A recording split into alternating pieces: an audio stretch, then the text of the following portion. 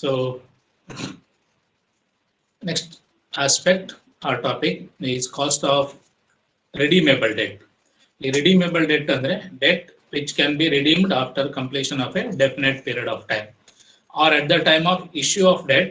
It is mentioned that the debentures or bonds will be redeemable after completion of 2 years or 3 years or 5 years, depending upon the tenure mentioned in the issue. Issue ಮಾಡುವಾಗ ಎಷ್ಟು ವರ್ಷ ಬಿಟ್ಟು redeem ಮಾಡ್ತಾರೆ ಅಂತ ಹೇಳ್ತಾರೆ, ಅಷ್ಟು ವರ್ಷ ಬಿಟ್ಟು ರಿಡೀಮ್ ಮಾಡುವಂತ ಡೆಟ್ಗೆ ನಾವು ರಿಡೀಮೇಬಲ್ ಡೆಟ್ ಅಂತ ಹೇಳ್ತೇವೆ.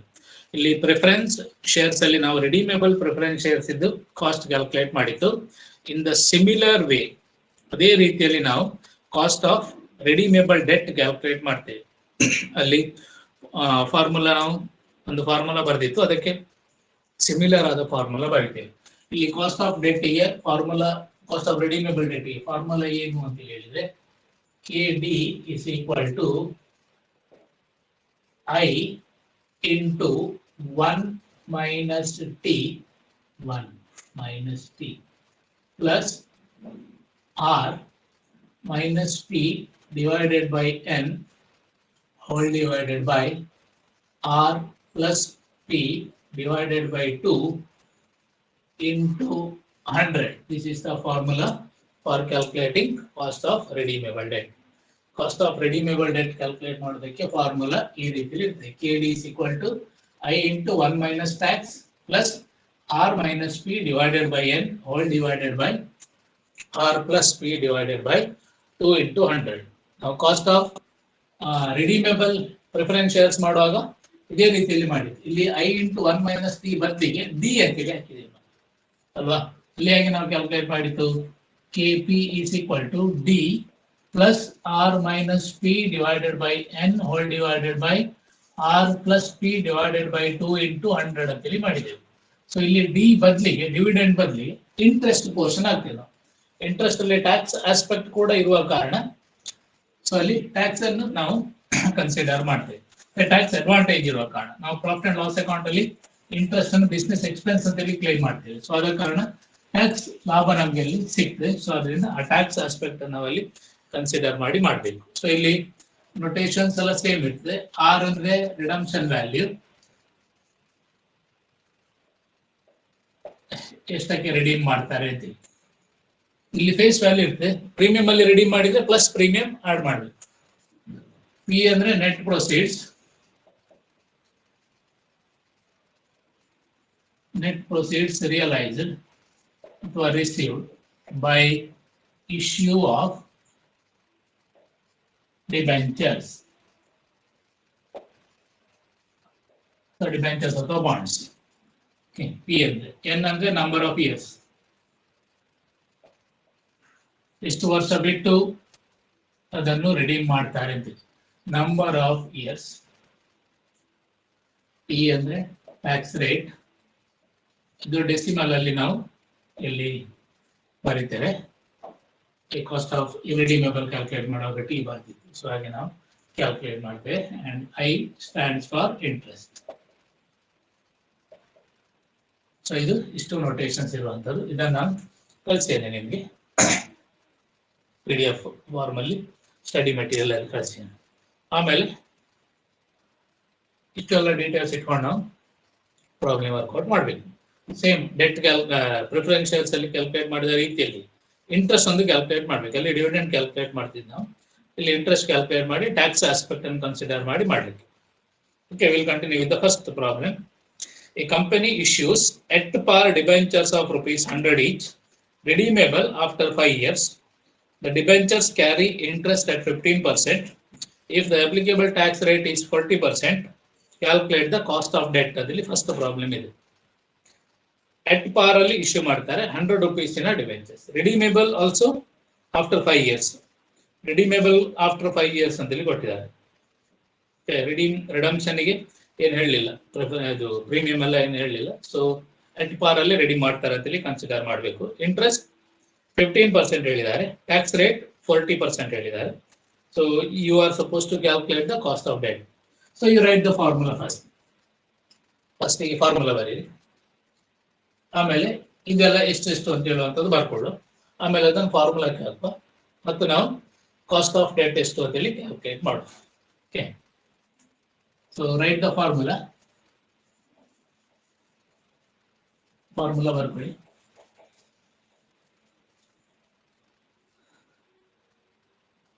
ಸೊ ಇಲ್ಲಿ ಆರ್ ಎಷ್ಟು 100 ರೂಪೀಸಿಗೆ ಇಶ್ಯೂ ಮಾಡಿದ್ದಾರೆ, 100 ರೂಪೀಸಿಗೆ ರೆಡೀಮ್ ಮಾಡ್ತಾರೆ ಅಂತೇಳಿ ಪಿ ಆಲ್ಸೋ 100 ರೂಪೀಸ್. ಯಾಕೆ ಡಿಸ್ಕೌಂಟ್ ಕೊಡ್ಲಿಲ್ಲ, ಪ್ರೀಮಿಯಂ ಕೊಡ್ಲಿಲ್ಲ, ಇಶ್ಯೂ ಎಕ್ಸ್ಪೆನ್ಸ್ ಕೊಡ್ಲಿಲ್ಲ, ಸರಿಯಾ? ಸೊ ಅದರಿಂದ 100 ರೂಪೀಸ್ ಆಗಿರ್ತದೆ. ಎನ್ ಎಷ್ಟು 5 years, ಇ ಎಷ್ಟು 0.4, ಐ ಎಷ್ಟು 100 into 15%, that is 15 rupees. I 15 rupees. So ಈಗ ಅದನ್ನು ಫಾರ್ಮುಲಾಕ್ಕೆ KD is equal to 15 into 1 minus 0.4 plus 100 minus 100 divided by 5 whole divided by 100 plus 100 divided by 2 into 100. So 15 into 0.6. ಒಂದರಲ್ಲಿ 0.4 ತೆಗೆದ್ರೆ 0.6 ಉಳಿಯುತ್ತೆ plus 0. ಯಾಕೆ 100 minus 100 0 0. 100 plus 100 200 divided by 2 100 100. So 15 into 0.6 ಅಂದ್ರೆ 9 ಆಗ್ತದೆ. 9 divided by 100 into 100. So it is 9%. Cost of debt is 9%. Cost of debt is 9%.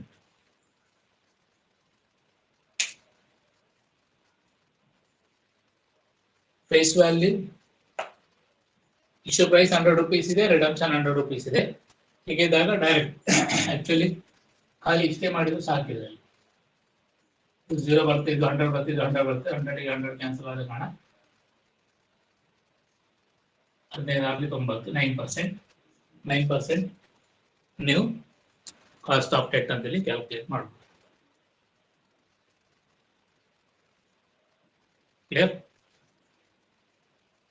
ತುಂಬಾ simple. ಡಿವಿಡೆಂಡಿನ ಬದಲಿಗೆ interest ಅಷ್ಟೇ. Interest aspect ಅಲ್ಲಿ ಟ್ಯಾಕ್ಸ್ ಪೋರ್ಷನ್ ಇದ್ದ ಕಾರಣ ಟ್ಯಾಕ್ಸ್ ಅನ್ನು ಕನ್ಸಿಡರ್ ಮಾಡ್ತೀವಿ. ಸೆಕೆಂಡ್ ಪ್ರಾಬ್ಲಮ್ ಕನ್ಸಿಡರ್ ಮಾಡೋ, ಅಲ್ಲಿ 3 ಕೇಸ್ ಇದೆ. One of two plantation limited issued 10,000 debentures of rupees 50 each. ಇಲ್ಲಿ 50 rupees in a debenture, carrying interest at 10% per annum. These were redeemable after 5 years at a premium of 10%. Redemption premium is 10%. Issue expenses amounted to 5% of net proceeds of sale. Issue expenses net sale proceed in ಮೇಲೆ ಎಷ್ಟು ನಿಮಗೆ ಸಿಗ್ತದೆ ಅದರ ಮೇಲೆ issue expenses. Applicable tax rate is 30%. Calculate cost of debt if issue is made at par, at a premium of 5%, at a discount of 10% ಅಂತ ಕೊಟ್ಟಿದ್ದಾರೆ. So one by one ನಾವು calculate ಮಾಡೋಣ. First thing you write the formula. ಆಮೇಲೆ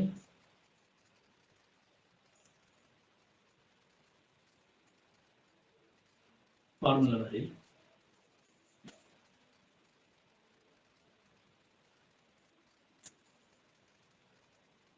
First thing ಬರೀ issued at par ಅಂತ ಹೇಳಿ. First case.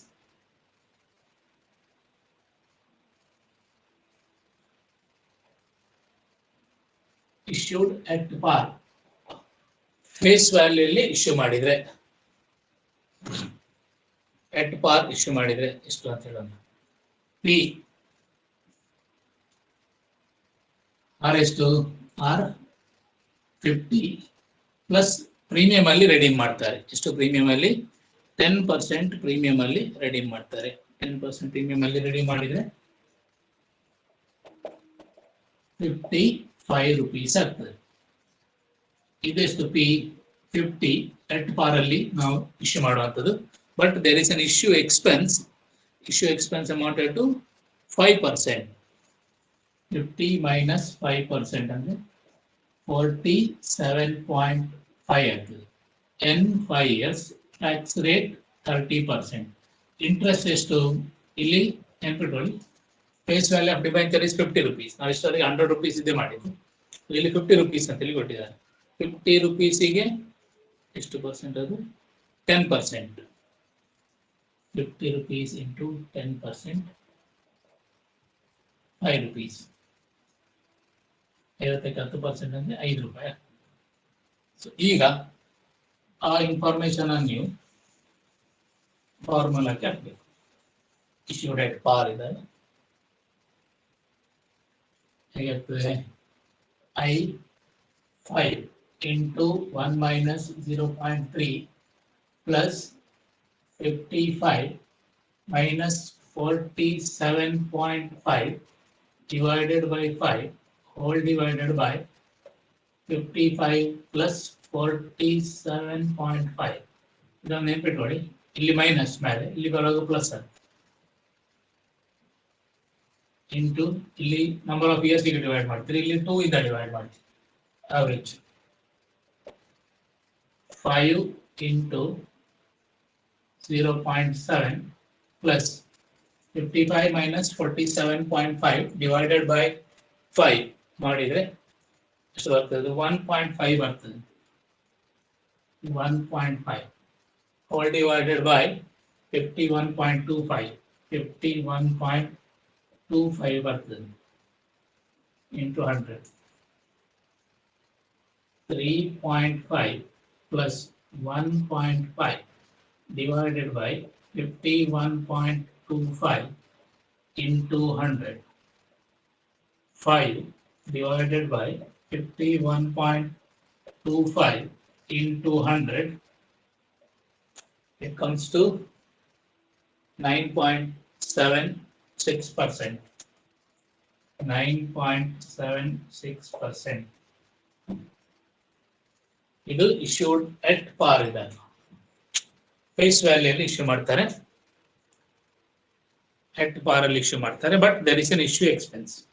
Issue expense ಇದೆ. ಸೊ ಇಶ್ಯೂ ಎಕ್ಸ್ಪೆನ್ಸ್ ಅನ್ನು ನೀವು ಕನ್ಸಿಡರ್ ಮಾಡಬೇಕು, ಲೆಸ್ ಮಾಡಬೇಕು ಫೇಸ್ ವ್ಯಾಲ್ಯೂ. ಓಕೆ, ಈ ರೀತಿಯಲ್ಲಿ ಬರ್ತದೆ. Next second case, issued at a premium of 5% ಮಾಡೋಣ. ಎರಡನೇ ಕೇಸ್ ಇಲ್ಲೇ ಮಾಡ್ತೇನೆ.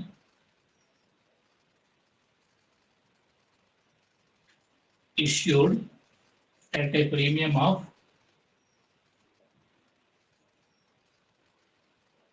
5%.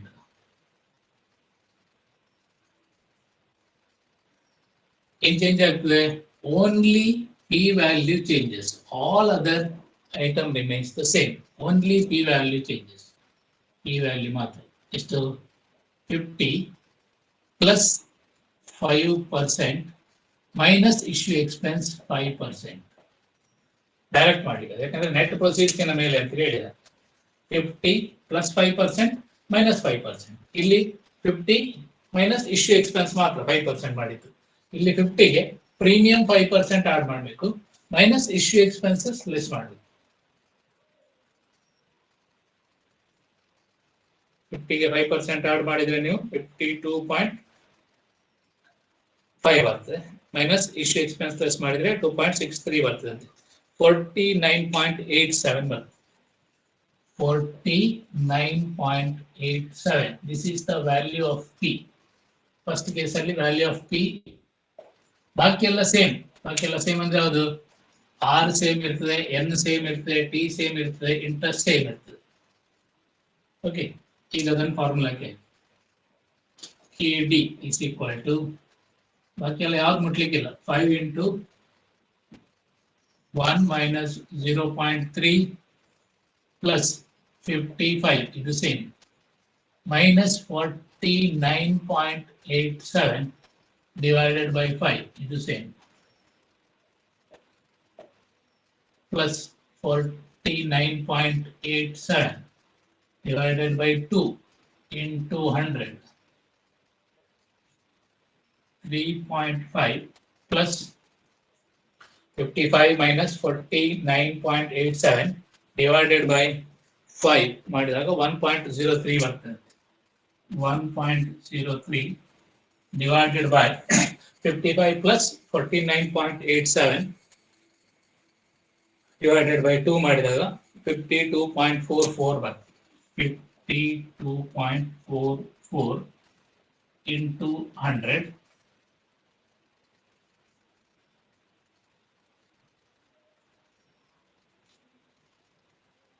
So it comes to 8.64%.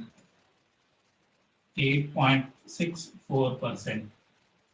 First ಗಿಂತ ಕಡಿಮೆ ಆಗುತ್ತೆ ಕಾಸ್ಟ್, ಯಾಕೆಂದ್ರೆ ಪ್ರೀಮಿಯಂ ಅಲ್ಲಿ ನಾವು ಇಶ್ಯೂ ಮಾಡಿದ ಕಾರಣ ಕಾಸ್ಟ್ ಕಡಿಮೆ ಆಯಿತು.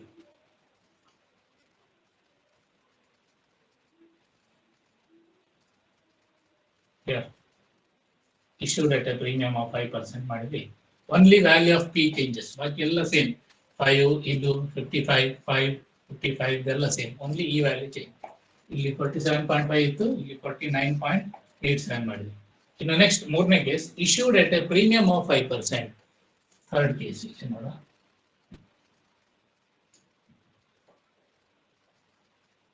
issued at a discount of, ಇದು ಡಿಸ್ಕೌಂಟ್ ಮೂರನೇದು, discount of 10%. ಅರ್ಥ? issued at a discount of 10%. So P value calculate ಮಾಡಬೇಕು ನೀವು. Only P value changes. 50 minus 10% discount minus 5% issue expense. ಎಷ್ಟಾಗ್ತದೆ? ಸೇಲ್ ಪ್ರೊಸೀಡ್ಸ್ ಮೇಲೆ ಕೊಟ್ಟರೆ ಹೀಗೆ ಮಾಡಲಿಕ್ಕೆ ಡೈರೆಕ್ಟ್. ಫೇಸ್ ವ್ಯಾಲ್ಯೂ ಮೇಲೆ ಕೊಟ್ಟರೆ ಇದರ ಮೇಲೆ 10% ಮಾಡಿ ಮತ್ತೆ ಇದರ ಮೇಲೆ ಪುನಃ 5% ಮಾಡಿ. ಫೇಸ್ ವ್ಯಾಲ್ಯೂ ಮೇಲೆ ಕೊಟ್ಟರೆ ಬೇಡ ಈಗ ಫಾರ್ ದ ಟೈಮಿಂಗ್. ಎಷ್ಟು ಬರ್ತದೆ? 42.75 ಬರ್ತದೆ. 42.75. ಓಕೆ, 12 ಮಾರ್ಕಿಗೆ ಟೈಪ್ ಇದೆಲ್ಲ ಪ್ರಾಬ್ಲಮ್ ಕೇಳ್ತಾರೆ ನಿಮಗೆ. 12 ಮಾರ್ಕ್ಸಿಗೆ ಕೇಳುವಾಗ ಸೊ ಅದನ್ನು ಫಾರ್ಮುಲಾಕ್ಕೆ ಹಾಕಿ ಪುನಃ. KD is equal to, ಬಾಕಿ ಎಲ್ಲ same, 5 into 1 minus 0.3 plus 55 minus ಇದು 42.75 divided by 5 whole divided by 55 plus 42.75 divided by 2 into 100. 3.5 plus 55 minus 42.75 divided by 5 ಮಾಡಿದ್ರೆ 2.45 ಬರ್ತದೆ. 2.45 divided by 48.88. 48.88 ಇದೆರಡನ್ನು ಆಡ್ ಮಾಡಿ divided by 2 ಮಾಡಿದಾಗ 48.88. ಸೊ ಆಗ ನಿಮಗೆ ಕಾಸ್ಟ್ ಆಫ್ ಡೆಟ್ 12.17 ಬರ್ತದೆ. 12.17%. ಇಲ್ಲಿ ಕಾಸ್ಟ್ ಜಾಸ್ತಿ ಆಯ್ತು. ಯಾಕೆ ಜಾಸ್ತಿ ಆಯ್ತು ಅಂದ್ರೆ ಡಿಸ್ಕೌಂಟ್ ಅಲ್ಲಿ ನಾವು ಇಶ್ಯೂ ಮಾಡಿದ್ದೇವೆ. ನಿಮಗೆ ಬರುವಂತ ನೆಟ್ ಪ್ರೊಸೀಡ್ಸ್ ಓನ್ಲಿ 42.75. 42.75 ಬರ್ತದೆ. ಸೊ ಅದರಿಂದ ಇಲ್ಲಿ 49 ಬರ್ತದೆ, ಅದರಿಂದ ಕಾಸ್ಟ್ ಕಮ್ಮಿ ಆಯ್ತು. ಇಲ್ಲಿ 47 ಬರ್ತದೆ ನಿಮಗೆ ಪಿ ವ್ಯಾಲ್ಯೂ. 47 ಬಂದ ಕಾರಣ ಕಾಸ್ಟ್ ಮಿಡ್ಲ್ ಆಗಿದೆ. ಜಾಸ್ತಿ ಇದ್ರೆ ಕಮ್ಮಿ, ಸ್ವಲ್ಪ ಜಾಸ್ತಿ ಆಯ್ತು. ಇಲ್ಲಿ ಕಾಸ್ಟ್ ಸ್ವಲ್ಪ ಜಾಸ್ತಿ ಆಯ್ತು. ಇಲ್ಲಿ ನಮಗೆ ಬರುವಂತ ನೆಟ್ ಪ್ರೊಸೀಡ್ಸ್ ಕಮ್ಮಿ ಆಯ್ತು, ಕಾಸ್ಟ್ ಜಾಸ್ತಿ ಆಯ್ತು. issued at par at a premium of 5% at a discount of 10%. ಏನ್ ಡಿಫರೆನ್ಸ್ ಇತ್ತು? Only P value changes. Value of P, face value minus issue expense. ಆಗ ಪಿ ವ್ಯಾಲ್ಯೂ ಮತ್ತೆ ಪಿ ವ್ಯಾಲ್ಯೂ ಇಲ್ಲಿ change ಮಾಡ್ತೀನಿ. ಇಲ್ಲಿ issued at a premium of 5% ಅಂತ ಹೇಳುವಾಗ 50 plus 5% minus issue expense. ಇದೆಲ್ಲರಲ್ಲಿ ಮೈನಸ್ ಮಾಡಿ ಇಲ್ಲಿ ಸಹ ಇಲ್ಲಿ ಸಹ ಇಲ್ಲಿ ಲಾಸ್ಟಿಗೆ ನೆಟ್ ಪ್ರೊಸೀಡ್ಸ್ ಮೇಲೆ ಇದ್ದ ಕಾರಣ ಲಾಸ್ಟಿಗೆ ಲೆಸ್ ಮಾಡಲಿಕ್ಕೆ. ಆಗ ಪಿ ವ್ಯಾಲ್ಯೂ 49.87 ಬಂತು. 49.87, 49.87. ಇಲ್ಲಿ 42.75 ಬಂತು. 42.75, 42.75. ಬಾಕಿ ಎಲ್ಲ ಯಾವುದನ್ನು ಟಚ್ ಮಾಡಲಿಲ್ಲ, ಆಸ್ ಇಟ್ ಈಸ್ ಬರ್ದಿದೆ ಬಾಕಿ ಎಲ್ಲ. ಓಕೆ, ಓನ್ಲಿ ಆ ವ್ಯಾಲ್ಯೂ ಮಾತ್ರ ಎಲ್ ಎಫ್ ಪಿ. ಅಂದ್ರೆ ನಮಗೆ ಬರುವಂತ ಹಣ ವೇರಿಯೇಷನ್ ಆಗ್ತದೆ. ನೆಟ್ ಪಾರಲ್ಲಿ ಇಶ್ಯೂ ಮಾಡಿದ್ರೆ ಸ್ವಲ್ಪ ಇಶ್ಯೂ ಎಕ್ಸ್ಪೆನ್ಸ್ ಅನ್ನು ಬಿಟ್ಟು ಸ್ವಲ್ಪ ಜಾಸ್ತಿ ಸಿಗ್ತದೆ ನಮಗೆ. ಪ್ರೀಮಿಯಂ ಅಲ್ಲಿ ಇಶ್ಯೂ ಮಾಡಿದಾಗ ಇನ್ನೂ ಜಾಸ್ತಿ ಸಿಗ್ತದೆ. ಡಿಸ್ಕೌಂಟ್ ಅಲ್ಲಿ ಇಶ್ಯೂ ಮಾಡಿದಾಗ ಕಡಿಮೆ ಆಗ್ತದೆ. ಇಂಟ್ರೆಸ್ಟ್ ಸೇಮ್ ಇದ್ದ ಕಾರಣ ನಿಮಗೆ ಬರುವಂತ ಅಮೌಂಟ್ ಕಮ್ಮಿ ಆದಾಗ ಕಾಸ್ಟ್ ಜಾಸ್ತಿ ಆಗುತ್ತೆ. ಕ್ಲಿಯರ್? ಇದು is the we are calculating cost of debt, cost of redeemable debt. ಇನ್ನು 3-4 ಪ್ರಾಬ್ಲಮ್ ಇದೆ ಅಲ್ಲಿ ಕೊಟ್ಟಿದ್ದಾರೆ. ಎಕ್ಸಾಮ್ ಕೇಳಿರುವಂತದ್ದು ಒಂದೆರಡು ಪ್ರಾಬ್ಲಮ್ ಇದೆ. ಅದನ್ನು ನೆಕ್ಸ್ಟ್ ಸೆಷನ್ ಅಲ್ಲಿ ವರ್ಕೌಟ್ ಮಾಡುವ.